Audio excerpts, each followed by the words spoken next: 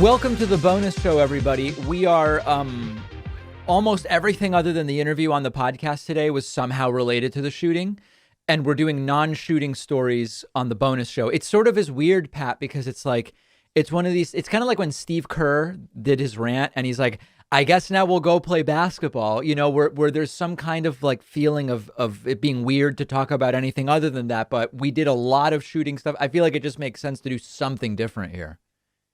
Honestly, we could have covered the Steve Kerr story as well, True. because that was an insightful rant. I've seen other media outlets talk about what he had to say and how he chose not to speak about basketball during that press conference, Yeah. but it just didn't make the cut because we had so many other stories having Correct. to do with the shooting.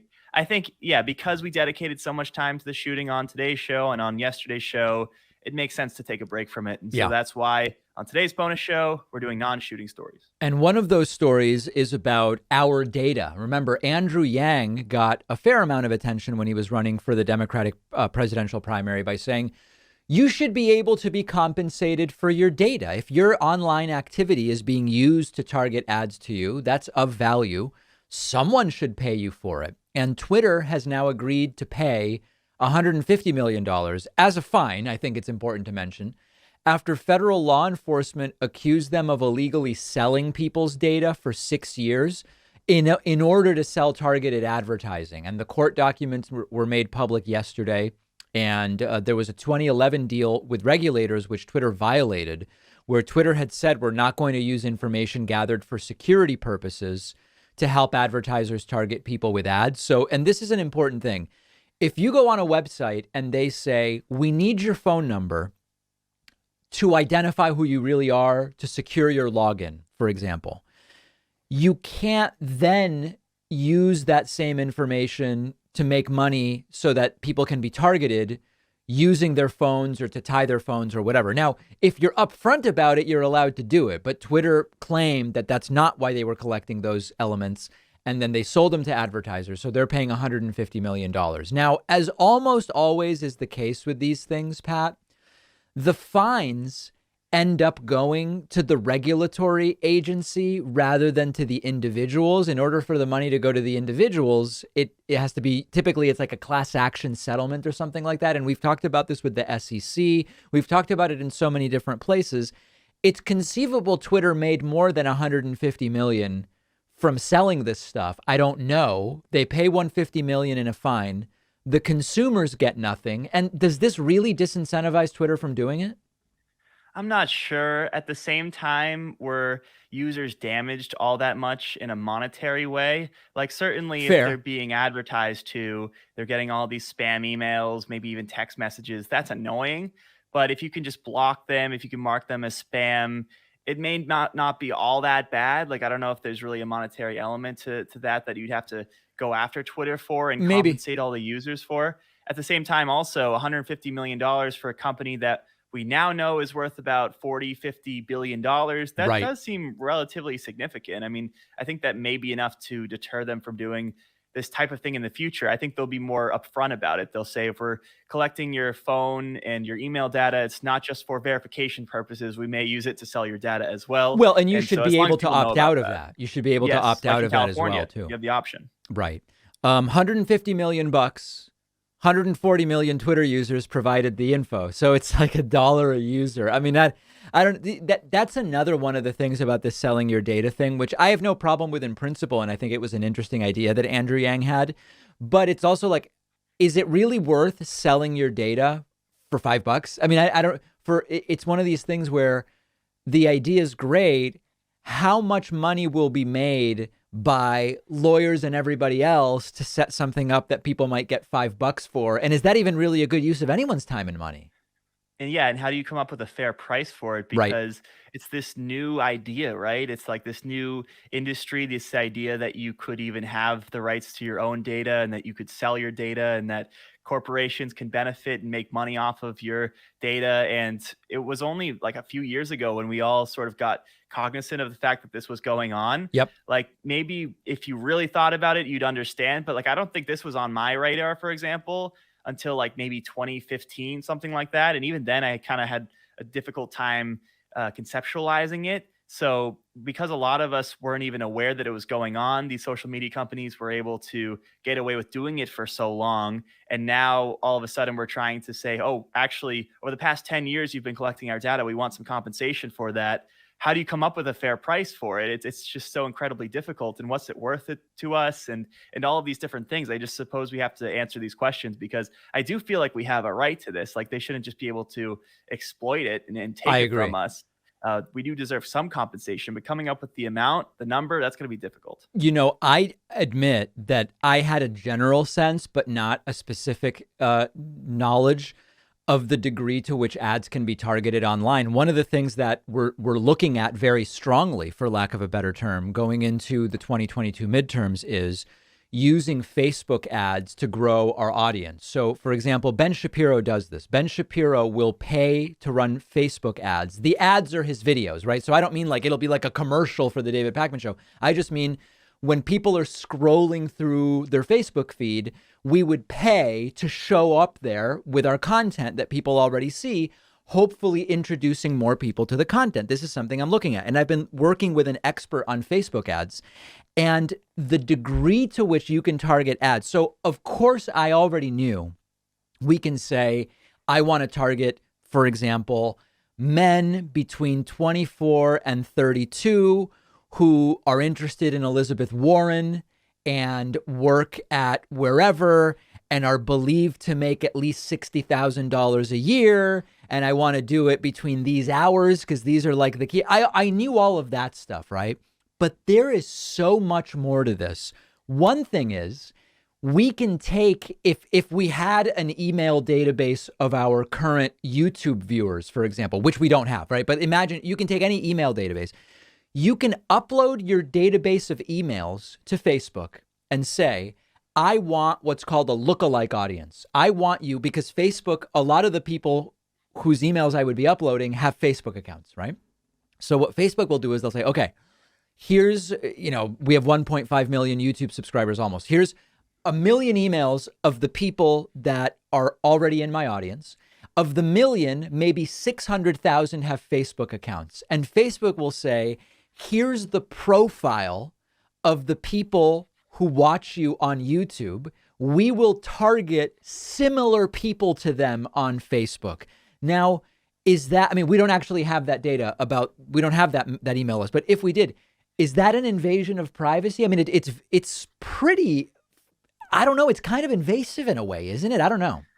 I'm not sure how to answer it, honestly. It's wishy-washy. And like, does it come down to the private businesses who are partnering with Facebook? True. Like, do they play a role in it? Or does it really come down to what the regulators come up with, what Facebook sets as policy? Because it seems like if every other company, if the Daily Wire is doing it, then if we want to play ball, then we should do it too, right? We're at least incentivized to play a game, right? Right. But at the same time, like, do we say we're going to take this moral stance and be like, no, this seems a little bit too predatory for us, and so we're not going to engage in the targeted marketing in the same way because we disagree with it on some principle level? I just don't know if we do disagree with it on that principle. I don't know level. either. Like, I don't know either. Yeah. Listen, I don't know. It would make sense to target our videos to people that are more likely to be interested, right? I can't imagine people would be like, no, you got to waste your money targeting women 65 plus. And there's some women 65 plus in our audience, but it's like a 2% of our audience. It would be logical to target the people that we know make up the bulk of the audience. I don't know. It is a weird thing. And if you compare this to cable TV, for example, you know that there's one type of audience that's watching home improvement shows. There's a different type of audience that's watching cable news and a different type of audience watching sports. And so you can target the ads in that sort of way. No one would say, oh, that's predatory. You shouldn't be doing that and specifically targeting people who watch all those different channels. But with Facebook, it's different because you have a whole group of people on there that have all different types of interests. It's not segmented in quite the same way, but the content that they're looking at is segmented. What seems like to me would be very much over the line, because I think the products are a scam, would be target people who have searched for, irritable bowel syndrome with a quack cure for irritable bowel syndrome. Like, I think in those cases, we all start to feel like that definitely is wrong. I don't know. It's a tough thing. Right. And I mean, you could also make the argument that we're doing good, right? Because we're providing a service to people who would potentially be interested in Sure. watching our type of content. If they already like shows like us, if they're interested in politicians like Elizabeth Warren and Bernie Sanders, and there's data out there that we know for sure they like that sort of thing, maybe it is a good thing that they're aware of our show Yeah. because that can help us, learn more about these issues and affect positive change in the world. So like maybe we're doing wrong by not targeting our ads in this sort of Maybe way. But I so. suppose that's the type of way that you can rationalize yourself into these things. You can, yeah. I'd be curious to hear from the audience about it, but that's a little bit about targeting. Walmart is now apologizing for their Juneteenth ice cream. They're being accused of capitalizing off of the culture. Walmart had a new flavor. Swirled red velvet and cheesecake make up the flavor profile of Celebration Edition Juneteenth ice cream. And a lot of black social media users and other people too, not just black people, are not pleased with this. And pictures were shared of the tub of ice cream. And it says great value, Celebration Edition Juneteenth ice cream, swirled red velvet and cheesecake flavored ice cream, share and celebrate African American culture, emancipation, and enduring hope. And a lot of people don't like it. They say that this is being commodified. Juneteenth is being commodified. Black culture is being commodified, etc. Now, I have to tell you, is the red velvet element part of the problem? And what I mean by that is a lot of people are familiar with this sort of like racialized stereotype that black people like watermelon. You see this in racist memes. You see it in all sorts of different things. I just don't know. Are red velvet and or cheesecake similar in that way?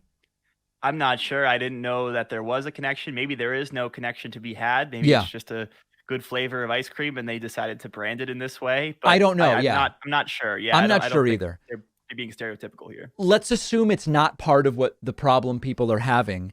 Um, it seems a little bit weird to be doing this. At the same time, Walmart does sell other Juneteenth items. I mean, they have Juneteenth clothing and they do make money from that. They have Juneteenth decorations for people who are celebrating Juneteenth. They make money off that. In a way, you're still kind of capitalizing. Why? I mean, this does feel weird. It feels different, but at the same time, they make money from other Juneteenth related products as well. I just don't know. Well, yeah, I do see a difference because if you're selling a Juneteenth shirt, for example, then the person can go out and, celebrate that, and people can look at the T-shirt and be like, okay, that person's celebrating Juneteenth, and I suppose there's a difference between something like that and an ice cream that you eat at home. That's true. Both are capitalizing off of culture. That's like the Yeah, criticism that is being had of this ice cream. I do sort of see a distinction between the two things, but it's just weird how this type of thing, this ice cream was able to get through to actually get on the I shelves, the know. refrigerators, sorry, the Freezers, freezers. freezers. Um, of course, yeah, you don't want the ice cream to melt. When like this is probably the type of thing that gets focus grouped and it has to go through a few steps and you have to like hear from a few different people about whether this is a good idea or Right. not. And then ultimately you see the backlash and you apologize for it. Like I don't know, like It it's seems sort of predictable, I strange. think is the point you're making. Yeah, it seems predictable. I think just because it's ice cream and that really has no correlation to the holiday or to the culture at all. At least when it comes to this specific flavor, we don't think that there's any connection. Like maybe that's why they're going a little bit too far. But like selling Juneteenth shirts and necklaces or whatever else, I feel like that's a little bit different. Yeah, I do think it is different. And, if you really want to go down this path, Hallmark capitalizes off of death, right? I mean, they do sell sympathy cards. They're selling the sympathy cards at a profit. But the idea is we're providing a product that you give to someone to express sympathy and share a human moment and, provide something, some form of connection in a time of grief. But it's things are capitalized on all the time that are bad things. And I think the question is, does it feel like it's sort of opportunistic in a negative way? And there's not like a fixed answer to that necessarily. Right, different people have different opinions. At least Juneteenth is a celebration of something positive, right? The end of slavery. Yes. So there's this idea of, okay, this is Freedom Day. This is something that we're going to get it together and be happy about.